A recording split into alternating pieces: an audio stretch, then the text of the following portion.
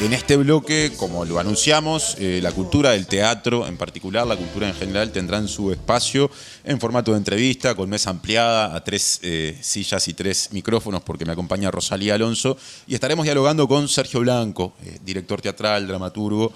Hay en este momento en Montevideo una obra de su autoría en cartel, en la Sala Balso, una sala que me encanta, del Auditorio del Sodre, pero por lo que recién fuera de aire nos dijo Sergio, hay en otros lugares del mundo otras obras de él también en cartel. No nos adelantemos, eso lo dejamos para el postre, para el final. Fundamentalmente queremos hablar de Tierra, que es el título justamente que se puede ver si se va justamente al Sodre, y que vi personalmente anoche y del que dialogaremos. ¿Cómo andás, Sergio? Bienvenido. Bien, muchas gracias. Contento de estar en este lugar que tú decías, que está entre el centro y la ciudad vieja, sí, ¿no? Estar en la zona fronteriza siempre, casi en la muralla, para te mí, diría, ¿no? Sí, casi allí. Siempre es un placer para mí estar en las zonas de fronteras, ¿no? En las zonas liminales, es algo que me gusta mucho. De hecho, tu vida es la vida de alguien que se mueve mucho, que viaja mucho. ¿Se puede decir que estás radicado en Francia? Sí, hace 30 años que vivo en París. Digo, mi casa está allí, donde está mi biblioteca y mi gato, digo yo siempre, es mi hogar, que es en París, pero viniendo mucho a Montevideo y a la región, a trabajar mucho en Brasil, en Argentina, en Chile, entonces cuando puedo me hago una escapada por Montevideo. ¿Cuántas veces por año venís a Uruguay, más o menos? Depende de periodos. Generalmente cada 3-4 meses estoy viniendo. A veces vengo por periodos muy breves, cuando es una reposición o cuando es actividades académicas que se concentran en una semana o en 10 días. Cuando son procesos de puesta en escena, ya allí son otros los tiempos, son más bien 1 mes y medio, 2 meses. ¿Y qué primera definición nos podés dar de esta obra que yo vi? Y más adelante compartiré contigo alguna sensación, pero me interesa que hable el dramaturgo y el director de esta obra titulada Tierra, que se puede ver en el Sodre. Bueno, es una autoficción que yo escribí que estrenamos hace 2 años. Esta es la segunda reposición, la tercera temporada, y es un poco esta poética que yo practico, que es la autoficción, que es a partir de relatos personales, de relatos vividos, dichas o desdichas, lanzarse a un campo de ficción. Yo siempre explico que la autoficción no es la autobiografía, hay una tendencia a confundir estas dos formas de escritura que son muy distintas, porque en la autobiografía hay un pacto de verdad, en donde uno no puede mentir, en donde uno tiene que ser fiel al documento, mientras que en la autoficción hay un pacto de mentira, uno parte de vividos personales, biográficos, pero los va a lanzar a ese campo de ficción, por lo tanto esa realidad va a ser convertida, transformada, travestida, absolutamente modificada, ¿no? ¿Y cuál es el límite? Porque en esto de que está pactada la mentira para empezar a escribir, ¿quién pone el límite? ¿Lo pones vos o quizá tenés también personas con las que compartís el proyecto que estás escribiendo y también ese límite entre la ficción y la realidad se pone como en conjunto? Yo te diré que el límite se establece en el momento mismo que uno empieza a escribir, ¿no? El acto de escritura ya empieza a crear una ficción, ¿no? Ficcionalizar o ficcionar no es inventar o imaginar, como comúnmente se cree, sino que la propia elección de las palabras ya empieza a crear una ficción. El hecho de rememorar cosas, de contar cosas, de narrar cosas, de empezar a producir una narrativa por medio de mecanismos poéticos, ya empieza a crear la ficción. Todo intento de querer contarse uno mismo es una ficción. Entonces, ese límite ya lo pone el propio gesto de escritura, sentarse a trabajar en un software o en un papel, ya empieza a crear la ficción. De allí que todo relato sobre un pasado siempre de una u otra manera va a ser una narrativa subjetiva, por lo tanto ficcional. En la autoficción ese mecanismo se evidencia, ¿no? Y siempre está esto también de que nuestros propios recuerdos, ¿no? También son como una ficción de lo que vivimos, ¿no? Porque uno también va alterando esos recuerdos.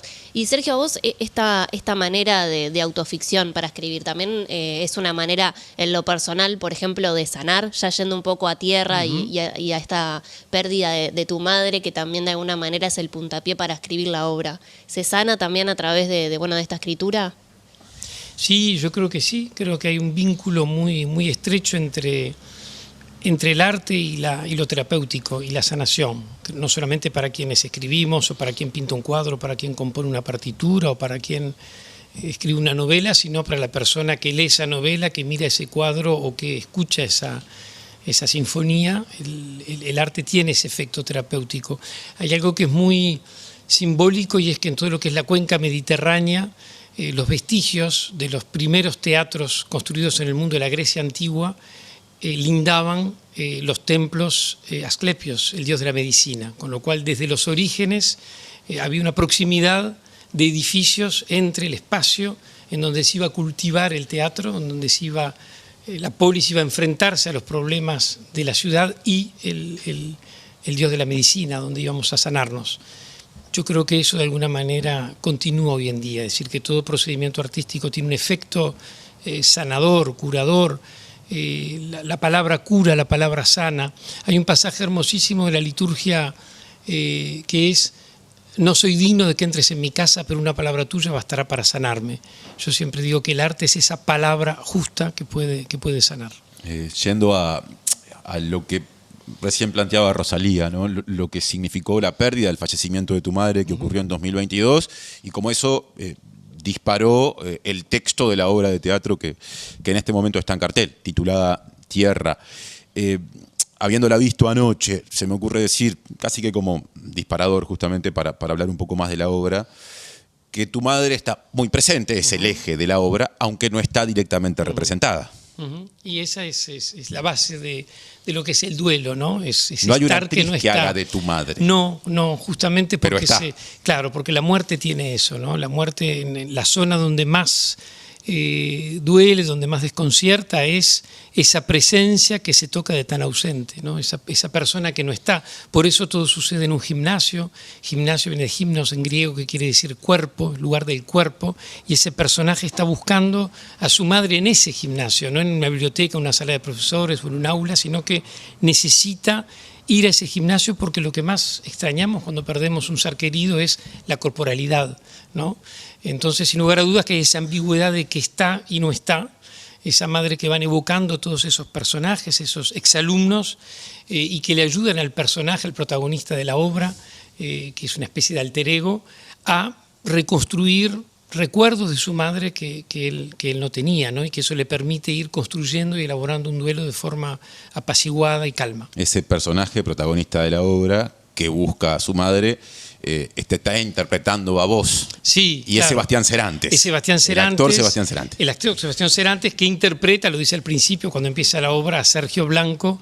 Después están Andrea Davidovich, Soledad Frugone y Tomás Piñeiro, que interpretan esos tres exalumnos de la madre de ese dramaturgo, que ese dramaturgo convoca para tratar de reconstruir esa imagen. Pasa mucho eso cuando alguien pierde un ser querido, son las personas que se acercan y que nos traen anécdotas, recuerdos de alguien que uno perdió y que de alguna forma empieza a reconstruir la vida y a darse cuenta que somos como un poliedro, que tenemos distintas caras que a veces no vemos de una persona y que nos llegan por medio de otras personas. Yo quería hacer una pregunta más, ya que recién mencionaste el inicio de la obra. Tus planteos tienen, o han tenido, yo no soy experto en teatro, pero sí me guío por lo que sé de tus obras y por las que he visto, siempre una tendencia a romper ciertas líneas, que yo entiendo que no son reglas, porque por algo es posible hacer lo que vos hacés, y vaya si hay planteos disruptivos, pero que quizá tienden la mayoría de las obras que uno puede ver en la cartelera a respetar habitualmente. Por ejemplo, está esto de a veces dirigirse directamente al público y explicitar alguna característica de la obra, pero como parte de lo que está en el libreto y luego pasar al plano interpretativo y a veces volver sobre eso y retomar el curso de la actuación, se me ocurre decir, más convencional. ¿De dónde viene eso y por qué te gusta? Bueno, eso viene de los orígenes mismos del teatro, ¿no? El teatro siempre interpeló a la platea. El teatro es ese espacio en donde escena y sala se encuentran en un mismo momento y ese encuentro se da a escala humana y siempre la escena le habló a los espectadores. La cuarta pared, que es eso que va a distanciar la escena de los espectadores, es una construcción decimonónica del teatro burgués, que le va a dar la espalda al público, que va a oscurecer la sala, que va a crear el telón, que yo le llamo el talón de Aquiles, esa especie de guillotina que va a separar en dos mundos.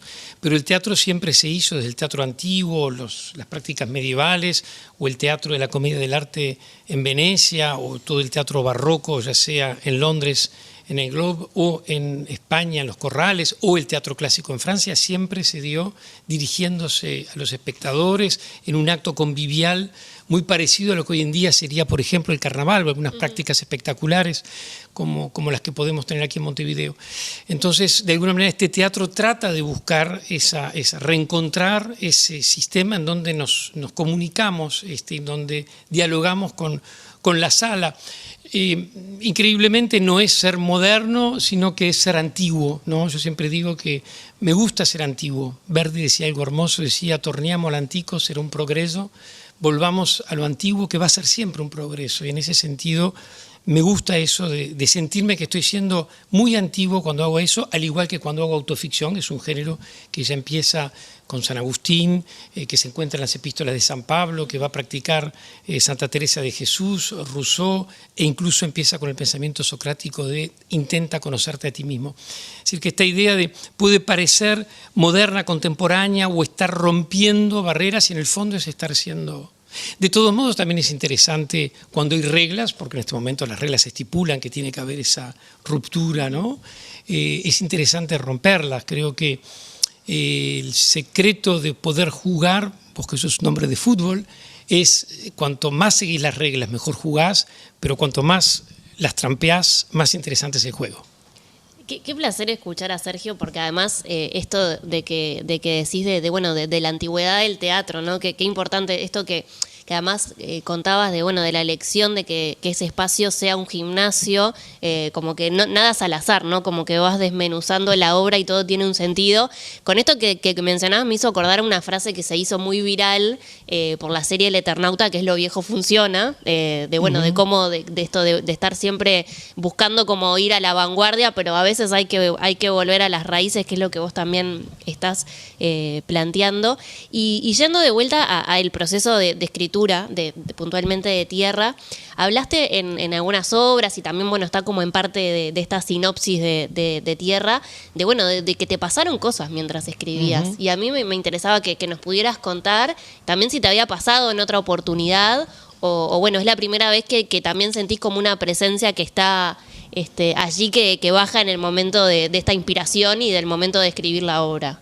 Sí, es hermoso lo que decías de escribirse siempre una continuidad y siempre al pasado, ¿no? En referencia a lo primero que dijiste, y recién estaba por la Ciudad Vieja, que es un lugar al cual es interesante venir siempre, ¿no? Volver siempre al pasado, que hay cosas que nos explican del presente, y siempre me impacta ver tantas escuelas, ¿no? De infancias que están recorriendo el Cabildo, los museos, las plazas, y recién lo veía hace unos minutos, y un poco se escribe en eso, ¿no? Lo importante que es ir al pasado como una forma de entender el presente, y por eso me gusta mucho siempre inscribirme en esa continuidad y ser lo más antiguo posible, venir lo más que se pueda a la Ciudad Vieja. Y sí, pasaron cosas particulares. Por supuesto que el duelo es un momento complejo, doloroso, difícil, pero también es un proceso hermoso, ¿no? No quiero romantizar la muerte, porque además de pronto hay personas que nos están escuchando que están en un momento difícil de la muerte, un diagnóstico, una agonía, una enfermedad o un duelo muy reciente. Pero sí en la construcción del duelo, que no es algo que nos cae, sino que es algo que tenemos que elaborar, que pensar, que recorrer, hay momentos hermosos. Y después que mamá murió, que murió conmigo, murió en mis brazos, fue un momento hermosísimo, vino un momento de mucho dolor, de mucha tristeza, de mucha melancolía, pero yo decidí viajar a 2 lugares. Una fue en Tanzania, a los pies de Kilimanjaro, en donde está la tribu de los Masái, que tienen sistemas de evocar a los muertos y a las muertas, y luego en Colombia con los Kogi, que tienen un sistema particular también de evocar las personas queridas que hemos perdido. Y a partir de esos rituales que fui trabajando en ambas tribus, en ambas culturas, luego cuando llegué a París decidí apropiarme con mucho respeto de varias de esas tradiciones, y decidí escribir de noche, por ejemplo, que es algo muy raro. Yo generalmente escribo todas las mañanas, empiezo a las 5 de la mañana, escribo entre 5 de la mañana y mediodía. Decidí cambiar absolutamente el sistema de escritura y hacerlo a la noche. Sentí que necesitaba empezar a escribir tarde, entonces cambié absolutamente mi ciclo. Empezaba a las 11 de la noche y terminaba a las 5 de la mañana, fue al revés. Y allí empiezan a suceder cosas extrañas cuando uno trabaja en la nocturnidad, a la cual yo no estoy habituado, uno se duerme por momentos, uno empieza a dejar entrar mucho más el mundo onírico, entonces empiezan a suceder cosas extrañas y eso me permitió activar los mecanismos espectrales, ¿no? De cómo convocar a los muertos. Una pista a propósito, dice la gacetilla de la obra: de pronto me di cuenta de que mamá prefería venir cuando huía el día, y esa fue la razón por la cual por primera vez en mi vida decidí escribir durante la noche. Solía empezar al finalizar el día y terminaba al amanecer. Exacto, había un poco eso de que los muertos, las muertas prefieren la nocturnidad, ¿no? En todo el imaginario, en cualquier parte del mundo, que sean las culturas aztecas, que sea en Japón, que sea en África, que sea en Australia, que sean los países escandinavos, lugares en los cuales he podido trabajar mucho en estos últimos años, la figura espectral siempre sucede durante la noche, cuando huye el día o al amanecer, ¿no? Entonces yo quería en esta obra, que es un poco resucitar la memoria de mi madre, hacerlo en ese momento, resucitando no solamente a mi madre, que además fue una gran poeta, helenista, profesora de literatura, yo trabajaba con sus cartas, con sus diarios, con sus cuadernos de nota, con sus libros no escritos, sus inéditos, sino también resucitar el magisterio, porque el texto, si bien, esta obra, si bien es un homenaje a mi madre y canoniza la figura de la madre, es un gran homenaje sobre todo a la lectura, a la escritura, a la vocación de esas maestras, de esos maestros que pasan días y horas dedicando sus vidas a que otra persona pueda aprender y comprender el mundo. Y claramente esas letras también dejaron, ¿no? Una huella en Sergio también, ¿no? Porque de alguna manera me imagino que estará muy presente tu madre también con su profesión.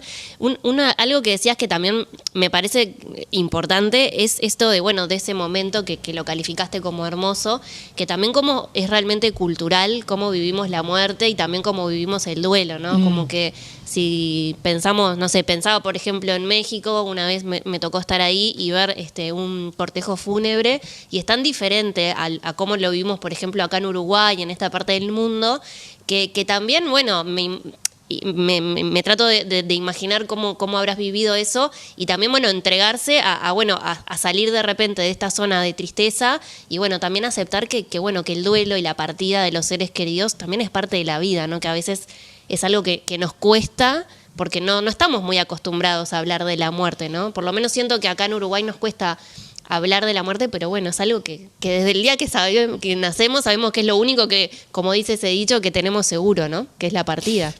Sí, yo lo viví con mucha belleza, tanto el momento mismo de la muerte de mamá, pasé las últimas 12 horas con ella y sentía que así como ella me había traído al mundo, yo la ayudaba a irse del mundo, y fue un momento para mí muy bello, creo que para ella también. Y yo creo que la muerte que sin lugar a dudas es un tema tabú y es un tema muy complejo también. Quizás nosotros aquí en la cultura rioplatense tendemos a vivirlo con una cierta gravedad o solemnidad, que también lo tiene. Hay algo del respeto que se activa con la muerte, que está bien que se active, pero sin lugar a dudas que, por ejemplo, en India, en Nueva Delhi, donde estuve trabajando mucho tiempo, se vive de forma muy distinta, ¿no? Los procesos crematorios y los procesos de celebración de la despedida de alguien son muy distintos, hasta la forma en cómo uno se visto, cómo el cuerpo, las proxemias, los vínculos que hay entre los cuerpos. Y es interesante experimentar esas distintas formas. Pero hay algo que yo creo que es universal, si bien defiendo la diversidad del mundo, las diversidades teológicas, culturales, lingüísticas, y es la belleza de la especie humana en la diversidad que puede encontrar, sí creo que hay algo universal, y que es la muerte es una cita que vamos a tener todas y todos, que es un gran desconocido, y creo que es lo que le da sentido a la vida. Hay una filósofa francesa, Simone Weil, que dice algo hermoso: la muerte es lo más precioso que se le ha dado al ser humano, después de la muerte el amor. Es decir, hay una tierra incógnita de la cual, como dice Hamlet, no volvió nadie de ese lugar, y eso la hace interesante. Una de las últimas preguntas que yo le hice a mamá unas semanas antes de morir es si tenía miedo, y ella me contestó que tenía curiosidad. Y yo creo que hay que activar esa curiosidad de eso que viene después, que no sabemos, porque la ciencia y la religión fracasan a la hora de definir la muerte. La religión no sabe lo que es la muerte, y la ciencia, en términos termodinámicos, no se ha puesto de acuerdo en qué momento exactamente el cuerpo muere. Entonces es un gran desconocido que le da sentido a la vida, y el memento mori, que recuerda que vas a morir, creo que es lo que le da sentido a nuestras vidas.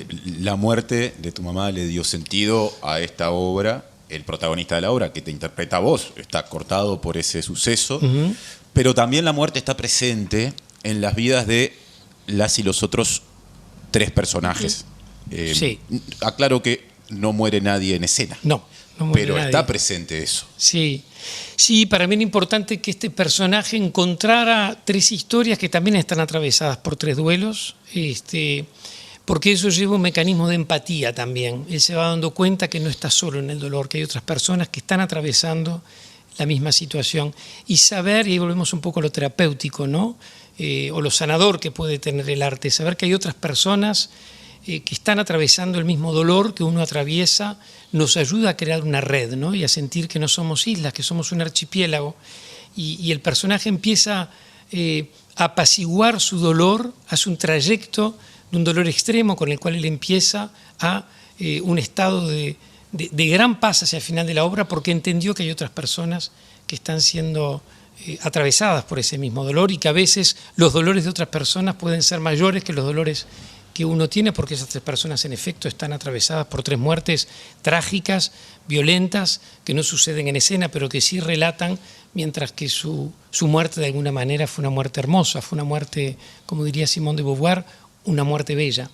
Entonces era muy importante para mí que el encuentro con esos 3 personajes llevara a crear esos sistemas de empatía. El texto está atravesado por experiencias que recién detallabas. En algunos casos has conocido personalmente en el mundo, en distintos lugares, rituales, ¿no? Cuestiones que están asociadas a determinadas culturas y que vienen de lo más profundo de los tiempos, digamos. Tu vida está muy asociada a los viajes, también en el hoy, en el trabajo. Nos decías antes de comenzar que hay una cantidad de obras, más de una decena de tu autoría, que están en cartel en distintos lugares del mundo y que eso explica, obviamente, ese movimiento continuo que tenés partiendo de tu hogar en París como lugar de anclaje y de residencia. ¿Cómo es la vida de alguien que trabaja de lo que le gusta y que tiene que afrontar el desafío, tiene el privilegio pero también afrontar el desafío de estar a cargo de espectáculos o de textos, de espectáculos que se exhiben en lugares muy distintos entre sí y muy distantes? Bueno, tú dijiste la palabra clave, es un desafío, ¿no? Es algo que yo agradezco mucho. Primero, muchas personas trabajando también, uno no está solo, ¿no? Sino que siempre está rodeado de equipos, tanto en los departamentos académicos que dirijo, como en los proyectos teatrales que llevo adelante, siempre hay equipos de personas trabajando, de colaboradoras y colaboradores. Entonces hay un desafío, hay una responsabilidad en el sentido más bello de lo que es una responsabilidad, ¿no? De que uno tiene que comprometerse, que uno tiene que estar, y es algo muy, muy emocionante. Los otros días se estrenó en Tokio un texto mío, Cassandra, y es el número 198 de textos míos que se han estrenado en estos últimos años por el mundo. Tener 198 textos estrenados en el mundo, en más de 30 lenguas, en los 5 continentes, es algo que produce un cierto vértigo que hay que disfrutar y en el que hay que trabajar permanentemente, y es una agenda que a veces cansa mucho. Yo ahora estoy aquí, estaba la semana pasada en Quito, la semana que viene estoy en Tokio, después tengo que volver a Miami, después a Londres, después a Burkina Faso, después a Sydney. Sin lugar a dudas que te lleva a trabajar mucho, pero siempre hay equipos trabajando y el encuentro de personas, de traductores, de productores, de directoras, de equipos que están trabajando con uno, y es algo que a mí me produce mucho placer, pero es un desafío que uno tiene que darse. Esta tarde voy a empezar un seminario en Laudelar, intensivo de 3 días, hoy, mañana y pasado, de 5 horas diarias, y eso a mí es un gran desafío donde mi cuerpo tiene que estar allí en cuerpo y alma, ¿no? Presente. Entonces es mucho movimiento, pero en el movimiento hay mucha belleza también. ¿Y con qué Uruguay cultural te encontrás cuando volvés o te encontraste ahora? Mirá, me encuentro con un Uruguay cultural maravilloso, de una, sobre todo lo que tiene el trabajar en el sistema académico, es que uno está trabajando con personas muy jóvenes, con personas que tienen entre 18 y 30 años. Y eso me lleva a encontrarme con una generación que viene, y en los últimos años me impacta muchísimo la riqueza de esas generaciones que vienen, ¿no? Creo que Uruguay está perfeccionando su formación, es un país que se ha abierto al mundo, el mundo se ha abierto a Uruguay, de intercambios, de viajes, y la verdad que yo veo que el teatro uruguayo goza de una excelente salud en lo que compete a las creadoras, los creadores. Después creo que tenemos mucha precariedad en todo lo que es el sistema laboral en el teatro, y creo que allí tenemos que avanzar mucho, tenemos que empezar a crear marcos jurídicos y sociales mucho más fuertes y sólidos. Estamos en una gran precariedad laboral y eso es hora que eso cambie. Sergio, en el cierre de la entrevista, me parece que es de orden, reiterar que en este momento está en cartel en la Sala Balso, una sala que me encanta, ¿no? Una sala hermosa. Que creo que aparte va muy bien con esos planteos, a veces escenográficos de cosa muy urbana que vos hacés, por sus paredes de ladrillo, por sus tribunas retráctiles, ¿no? Distinta al auditorio o a la sala principal del complejo. Entiendo que digas tribuna. Sí, es lo que aparece tenemos. el nombre de fútbol. Es el fútbol, ¿no? Es el fútbol. Hace unos años hiciste una obra que transcurría en una cancha de básquet, claro. ahora en un gimnasio. Sí. ¿no? A mí me gustan mucho las pasarelas entre el deporte y el teatro. Bueno, sí. Hay cosas en común, ¿no? Sí, Hay muchísimas. cosas en común, Fíjate claramente. que los dos espacios surgen en la Grecia antigua. Los griegos entendieron que además del ágora había que discutir el gimnasio y el deporte en el cuerpo, y en el alma el teatro. Claro. Los griegos entendían todo. Entendían unas cuantas cosas. Sí, Mucho entendieron. es lo que podemos sacar en limpio, ¿no? Entendían unas cuantas cosas. Y en el caso de Tierra, el espectáculo que se repuso ayer y se pudo ver por primera vez, estará en cartera hasta el 17 de agosto. De manera que esto recién empieza, podríamos decir, ¿no? Sí, está hasta el 17 de agosto, todas las noches a las 21 horas y los domingos a las 19 horas. Y las entradas se compran allí en las boleterías del Sodre o en Ticantel. Y los esperamos y las esperamos. Sergio, muchas gracias por la visita de la gracias mañana en la a ustedes. diaria y hasta la Muchas próxima. gracias. Hasta la próxima, gracias.